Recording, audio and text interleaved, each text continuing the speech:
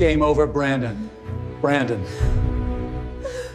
I'll never forget the sound of champagne bottles popping as my husband celebrated destroying my family. He smiled at me like he'd won the lottery. Then my father walked in, and I watched my husband's victory smile twist into pure terror. The envelope in my father's hand? It held secrets that would bury him alive.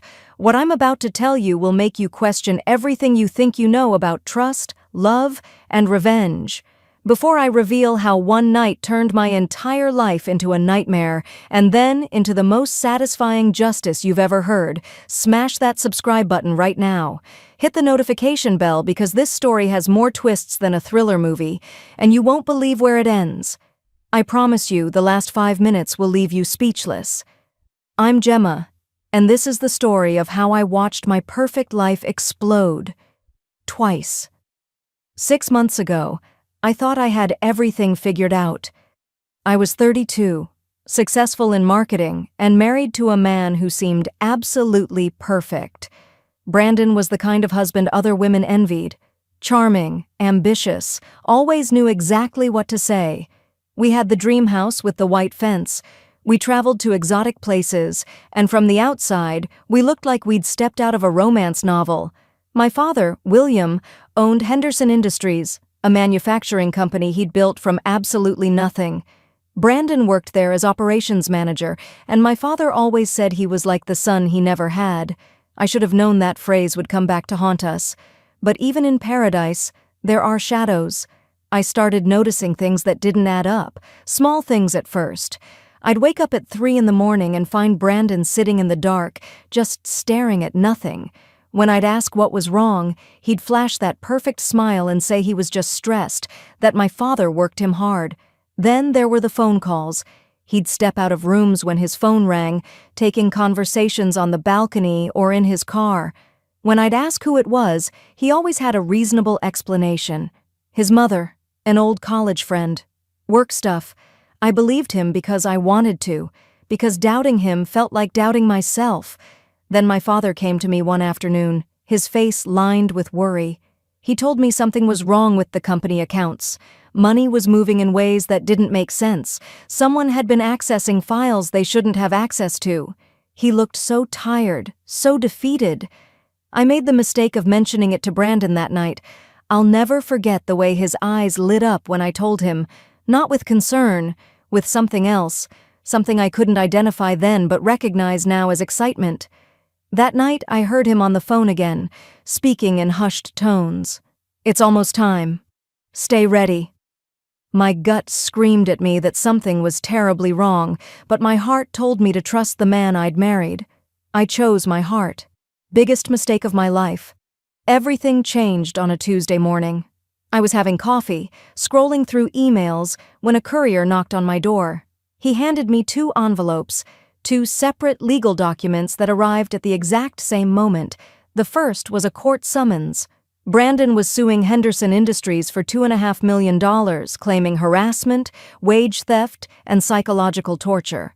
The second was divorce papers. Brandon had moved out while I was asleep, packed his things like a ghost, and filed to end our marriage. But it was the text message that followed that really destroyed me. "I never loved you. You were just access to your father's company." 15 words that shattered 6 years of my life. The court case was a massacre. Brandon had evidence, mountains of it, forged emails that looked like they came from my father, saying horrible things about Brandon, fake witnesses, employees my husband had bribed or blackmailed into lying under oath, doctored recordings of my father's voice, edited to sound abusive and cruel. Medical reports claiming Brandon suffered from severe trauma and anxiety because of his workplace environment. And the cruelest part? He used things I'd told him in confidence, intimate details about my family, as weapons against us. He knew exactly where to strike because I'd handed him the knife myself. Our entire community turned against us. Friends stopped calling, clients dropped my marketing firm, claiming conflict of interest. My mother would cry herself to sleep every night, asking how we didn't see what Brandon really was. I started losing weight, not eating, barely sleeping. There was one night I found myself driving toward the bridge on the edge of town, and for just a moment I thought about how much easier it would be if I just stopped fighting. That's how low he brought me. That's how completely he'd destroyed everything I was. The day of the final ruling, my father collapsed on the witness stand. His heart condition, something we'd been managing for years, flared up under the stress. They rushed him to the hospital while the trial continued without him. The judge didn't even pause, didn't show an ounce of sympathy. And when the ruling came down, it felt like the floor opened up beneath me. Brandon won. $1.8 million to be paid within 30 days, or the company would be liquidated and sold. Everything my father had built over 40 years, gone. Because of the man I'd brought into our lives. But Brandon wasn't satisfied with just winning. No, he needed to humiliate us completely. 2 weeks after the judgment, he threw a massive party at this enormous mansion I'd never seen before. I wasn't invited, but I went anyway. I had to see it, had to understand what I'd missed. When I walked in, the place was packed with people drinking expensive champagne, laughing, celebrating, and there was Brandon, holding court like some kind of king. When he saw me, his face lit up with this sick satisfaction. "Oh, good. You're here," he said loud enough for everyone to hear. "You should see what winning looks like." Then she walked up and wrapped her arms around him. Carol, my former best friend. The woman I'd confided everything to, cried with, trusted completely. She kissed him right in front of me, and I watched Brandon's hand grip her arm so tight she flinched. "She understood ambition," Brandon announced to the room. "You were always too soft, Gemma. Too naive." The room laughed, actually laughed at my pain. I wanted to die right there. I should have left, should have walked out and never looked back. But something made me stay. Maybe it was the way Carol's eyes looked when no one was watching. Not happy, not victorious, scared. I slipped away from the party and found myself wandering through the house. Brandon was out on the balcony, phone pressed to his ear, and I heard him say something that made my blood run cold. "Phase 1 complete. Henderson's finished. Now we liquidate." A voice on the other end said something I couldn't make out, and then Brandon replied, "And the girl? She knows too much. She's broken. Nobody believes broken women. If she becomes a problem, accidents happen." He was talking about me, about making me disappear. Panic set in, but so did something else. Clarity, survival instinct. I snuck into what looked like Brandon's office during the party. His laptop was open, careless in his victory. I found offshore accounts with millions already transferred, partnership agreements with Martin Corporation, my father's biggest competitor. But the worst thing, the thing that made me physically sick, was a file labeled Project Gemma.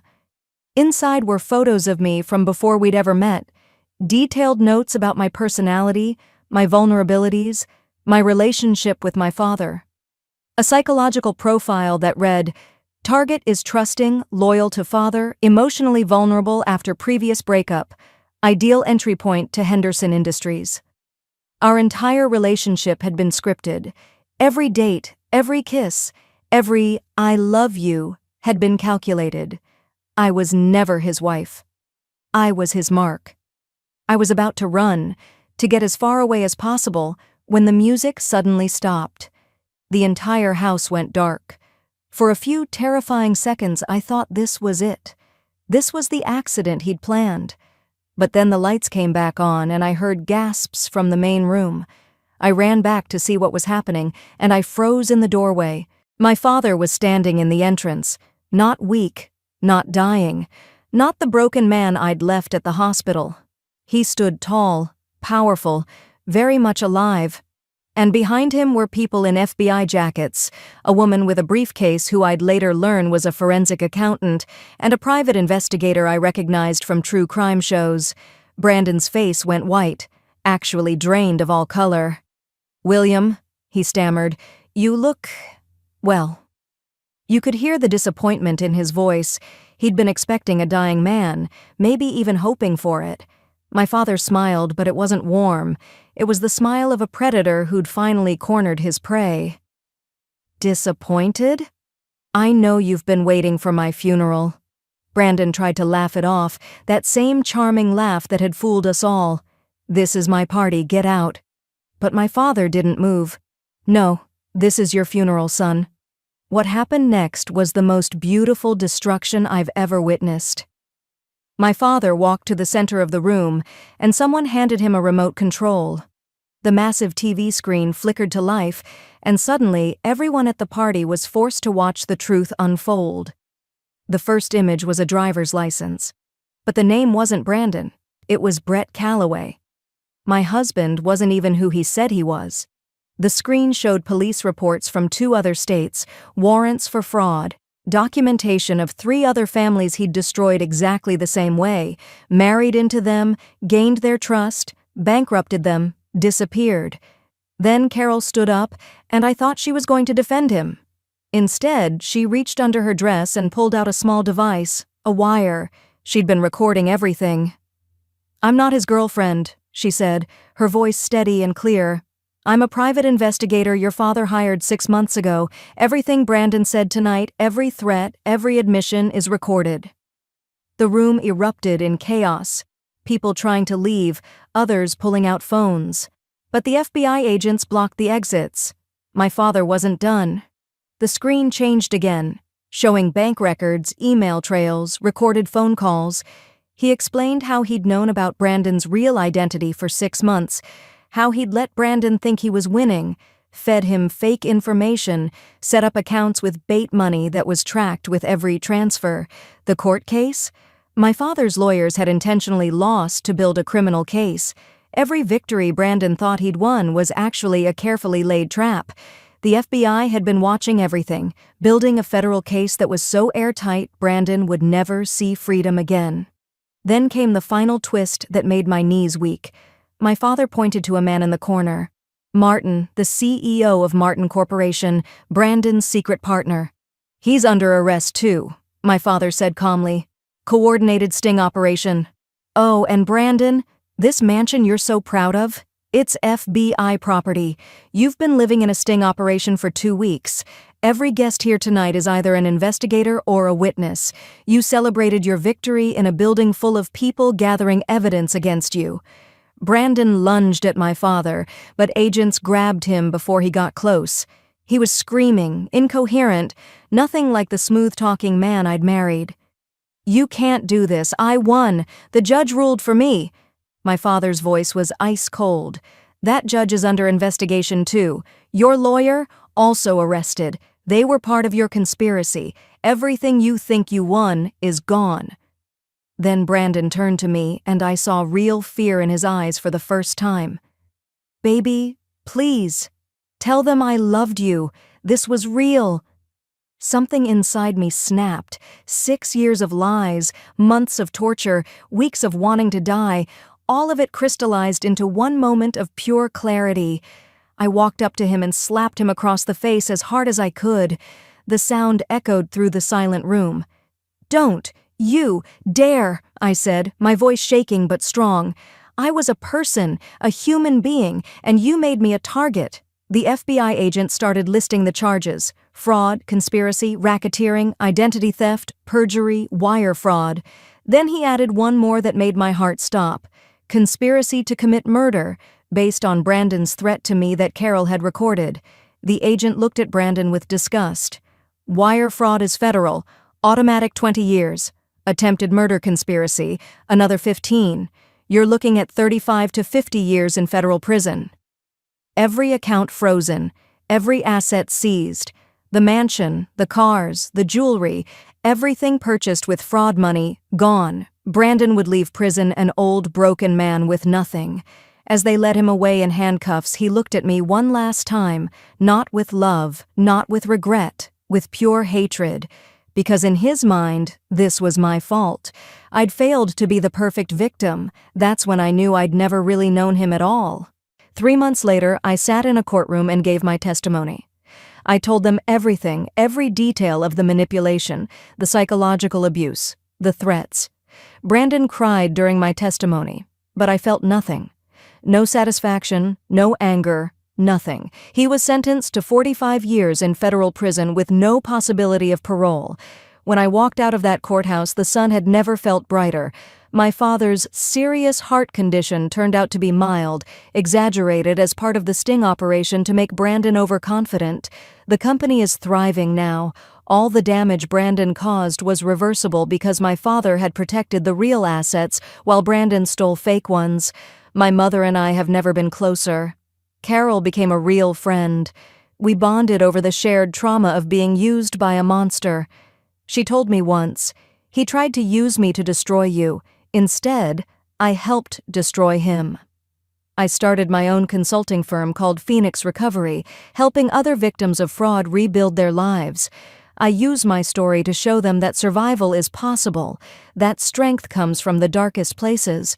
I'm even dating again, slowly and carefully, but with wisdom I never had before. Because here's what Brandon never understood. He didn't break me. He revealed how strong I always was. I visited him once in prison. Just once. I needed to see him powerless, to understand that monsters are just weak men in masks. He looked small, aged, defeated. He begged for forgiveness, crying real tears for probably the first time in his life. "I'm sorry, I'm so sorry." I looked at him and felt nothing but pity. "No, you're not," I said calmly. "You're sorry you lost. I came here for me, not you, to see that you have no power over me. You never did. I was always stronger than you." Then I walked away and never looked back. That's how the man who tried to destroy me ended up destroying himself. Brandon thought he was a master manipulator, but he forgot one thing. Underestimate a woman's strength, and you'll learn what real power looks like. Here's what I need you to do right now. First, if this story gave you chills, hit that like button. Let me know you felt every twist. Second, comment below. Have you ever had someone underestimate you? How did you prove them wrong? I read every comment and your stories inspire me. Third, subscribe and ring that notification bell because next week's story is even more insane. I'm talking about a woman who discovered her husband had an entire second family in the same town. You won't want to miss it. Fourth, share this video with someone who needs to hear that betrayal doesn't break you, it reveals your strength. Brandon thought my story ended with his victory. Instead, it began with his destruction. Remember, the most dangerous person in the room isn't the loudest. It's the one quietly planning 10 steps ahead. Thank you for watching. I'm Gemma, and this is my victory story. See you next week, survivors.